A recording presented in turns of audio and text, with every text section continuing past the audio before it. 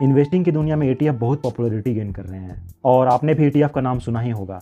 बहुत से investor ETF की तरफ लगातार अट्रैक्ट हो रहे हैं और अपना काफ़ी पैसा ETF में इन्वेस्ट भी कर रहे हैं, क्योंकि ETF में कुछ तो अलग है जो म्यूचुअल फंड्स में नहीं है। वीडियो में आगे बढ़ने से पहले बहुत ही आसान शब्दों में आप लोगों को ये क्लियर कर देना चाहता हूँ कि इंडेक्स फंड क्या होते हैं और ETF क्या होते हैं, क्योंकि जब तक आप इन दोनों को बेसिक लेवल पर ठीक से समझ नहीं पाएंगे तो आगे का कंसेप्ट बहुत अच्छे से क्लियर नहीं हो पाएगा। इसलिए इन दोनों को पहले ठीक से समझ लेते हैं। सबसे पहले बात करते हैं कि इंडेक्स फंड्स क्या होते हैं। तो इंडेक्स फंड्स एक खास तरह के म्यूचुअल फंड्स होते हैं जिनको पैसिव कैटेगरी में रखा जाता है, यानी कि इंडेक्स को एक्टिवली मैनेज करने का जरूरत नहीं होता है, जैसे कि एक्टिव फंड्स के केस में होता है। एक्टिव फंड्स को मैनेज करने के लिए एक, दो या फिर मल्टीपल फंड मैनेजर्स की जरूरत होती है और उनकी पूरी टीम होती है जो ये डिसाइड करती है कि किसी एक्टिव फंड में कौन से स्टॉक्स आएंगे, कौन से बाहर जाएंगे और कब इनको रीबैलेंसिंग की जरूरत है। लेकिन इंडेक्स फंड का केस अलग होता है। इंडेक्स फंड सिर्फ और सिर्फ इंडेक्स को ट्रैक करता है। फॉर एग्जांपल, अगर मैं किसी भी निफ्टी 50 इंडेक्स का बात करता हूँ, फिर वो चाहे ICICI बैंक का हो, HDFC का हो या SBI बैंक का हो, ये सभी इंडेक्स सिर्फ निफ्टी 50 को ही ट्रैक करते हैं। ट्रैक करने का मतलब ये है कि इनका होल्डिंग्स निफ्टी 50 में ही होता है और इनका डिफरेंट स्टॉक्स में होल्डिंग का परसेंटेज भी सेम होता है। हाँ, इन लोगों में ट्रैकिंग एरर्स का थोड़ा डिफरेंस होता है, लेकिन ये बहुत कम होता है तो इसको इग्नोर किया जा सकता है। अब क्योंकि इंडेक्स फंड्स किसी इंडेक्स को ट्रैक करते हैं, यानी कि जैसा इंडेक्स परफॉर्म करेगा वैसा ही इंडेक्स फंड्स भी परफॉर्म करेगा, चाहे वो कोई सा भी हो, चाहे वो HDFC का हो, चाहे ICICI का हो, चाहे SBI का हो, सबका रिटर्न ऑलमोस्ट इक्वल होता है। लॉन्ग टर्म इन्वेस्टिंग के पर्सपेक्टिव से देखा जाए तो इंडेक्स फंड को एक काफी अच्छा ऑप्शन माना जाता है। यहाँ मैं एक चीज मेंशन करना चाहता हूँ कि इंडेक्स फंड के अंदर कोई एक्टिव फंड मैनेजर नहीं होता है या फिर कोई टीम नहीं होता है, इसलिए हमेशा एक्सपेंस रेशियो एक्टिव फंड्स के कंपैरिजन में इंडेक्स फंड का कम होता है। अब हम बात करते हैं ETFs की। ETF का मतलब है एक्सचेंज ट्रेडेड फंड, यानी कि ये वो इंडेक्स फंड्स हैं जिनको आप एक्सचेंज पर ट्रेड कर सकते हैं, बाय एंड सेल कर सकते हैं using demat account in live market session. यानी कि जैसे आप किसी पर्टिकुलर स्टॉक्स को बाय एंड सेल करते हैं, बिल्कुल सेम उसी तरीके से आप एक ETF को भी लाइव मार्केट में बाय एंड सेल कर सकते हैं। ये ETFs इंटरनली इंडेक्स फंड्स की तरह ही होते हैं। जैसे एक इंडेक्स फंड पर्टिकुलर इंडेक्स को ट्रैक करता है, सेम उसी तरीके से ETF भी किसी पर्टिकुलर इंडेक्स को ट्रैक करता है। फंडामेंटली देखा जाए इंडेक्स फंड और ETF में कोई भी डिफरेंस नहीं होता है। अब हम देख लेते हैं दोनों के बीच डिटेल कंपैरिजन और हम ये भी देखेंगे कि दोनों में से कौन सा बेटर है। इस वीडियो को थोड़ा इंटरेस्टिंग बनाने के लिए यहाँ एक स्कोर कार्ड लेके चल रहा हूँ।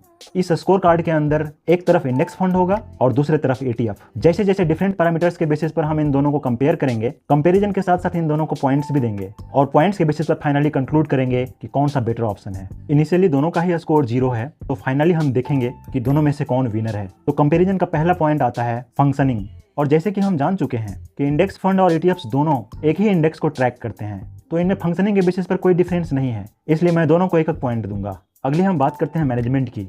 ICICI बैंक के निफ्टी 50 इंडेक्स फंड की बात करता हूं तो इसका एक्सपेंस रेशियो 0.17% है। ICICI के निफ्टी ETF की बात करता हूं तो इसका एक्सपेंस रेशियो है 0.05%। तो दोनों में यहाँ सिर्फ 0.12% का डिफरेंस आता है। सिमिलरली जो दूसरी AMCs हैं, अगर आप उनके इंडेक्स फंड और उन्हीं के ETF के बीच कंपैरिजन करेंगे कि एक्सपेंस रेशियो हमेशा इंडेक्स फंड का ज्यादा होता है कंपेयर टू ETF, तो इस वाले पॉइंट का विनर है ETF और मैं इसे 1 पॉइंट दूंगा और इंडेक्स को दूंगा 0। अगला हम बात करते हैं कि इंडेक्स को हम अगर 3 बजे से पहले बाय करेंगे तो सेम डे का NAV मिलेगा, लेकिन जब मार्केट अच्छा खासा करेक्ट हुआ है तो हम लाइव मार्केट में ETF को बाय कर सकते हैं। तो इसके लिए भी मैं इंडेक्स फंड को दूंगा 0 और ETF को दूंगा 1। लिक्विडिटी की बात की जाए तो पहले और अब में बहुत चेंजेस आया है। पहले ETFs में इतना लिक्विडिटी नहीं होती थी, लेकिन अब लिक्विडिटी बहुत बढ़ा है। और कभी ऐसा अगर प्रॉब्लम आ जाए ना कि लिक्विडिटी के कारण बाय एंड सेल नहीं हो पा रहा है तो ETF में हो सकता है फंसे, पर म्यूचुअल फंड में ये रिस्पॉन्सिबिलिटी म्यूचुअल फंड वाले की होती है। सो इस केस में म्यूचुअल फंड को देंगे 1 पॉइंट एंड ETF को देंगे 0। यहाँ से हम लोग स्कोर वाइज देख रहे हैं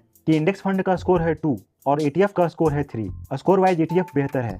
म्यूचुअल फंड में कुछ लोगों का यह भी मानना होता है कि बाय एंड सेल करने के बाद पैसा अकाउंट में आने में थोड़ा टाइम लगता है, थोड़ा कॉम्प्लिकेटेड लगता है, इसलिए लोग जल्दी बाय एंड सेल करना पसंद नहीं करते हैं और ये एक बैरियर के जैसा काम करता है, जो कि लॉन्ग टर्म इन्वेस्टिंग में बहुत अच्छा रहता है। लेकिन ETF में क्योंकि लाइव मार्केट में सब कुछ दिखता रहता है, मार्केट का उतार चढ़ाव और सब कुछ, तो कई बार लोग अनचाहे में ETF को बाय एंड सेल कर देते हैं और प्रॉफिट बुक कर लेते हैं। तो यहाँ से पता चलता है कि होल्ड करने के मामले में इंडेक्स फंड को बेटर प्रायोरिटी दिया जा सकता है। लेकिन जब अच्छा खासा मार्केट करेक्ट होता है तो लाइव मार्केट में अपने पसंदीदा प्राइस पर ETF को बाय कर सकते हैं। तो देखा जाए तो इंडेक्स फंड एंड ETF दोनों का अपना प्रोज एंड कॉन्स है और फाइनल कंक्लूजन ये निकल के आता है कि अगर आप मार्केट में एक्टिवली इन्वेस्ट नहीं करना चाहते हैं तो आपके लिए इंडेक्स फंड अच्छा होगा, और अगर आप एक्टिवली इन्वेस्ट करना चाहते हैं तो आपके लिए ETF अच्छा होगा। बहुत सारे लोगों को इंडेक्स फंड पसंद है, बहुत सारे लोगों को ETF पसंद है और ये लोगों का अपना पर्सनल चॉइस होना चाहिए कि लोग क्या सेलेक्ट करेंगे। मेरे से पर्सनली अगर पूछा जाए कि मैं क्या करता हूँ, तो क्योंकि मैं एक्टिवली इन्वेस्ट करना पसंद करता हूँ, इसलिए मैं ETF में ज़्यादा इन्वेस्ट करता हूँ। वीडियो से अगर कुछ सीखने को मिला हो, आपको लग रहा है कि आपके लाइफ में कुछ वैल्यू ऐड हुआ है,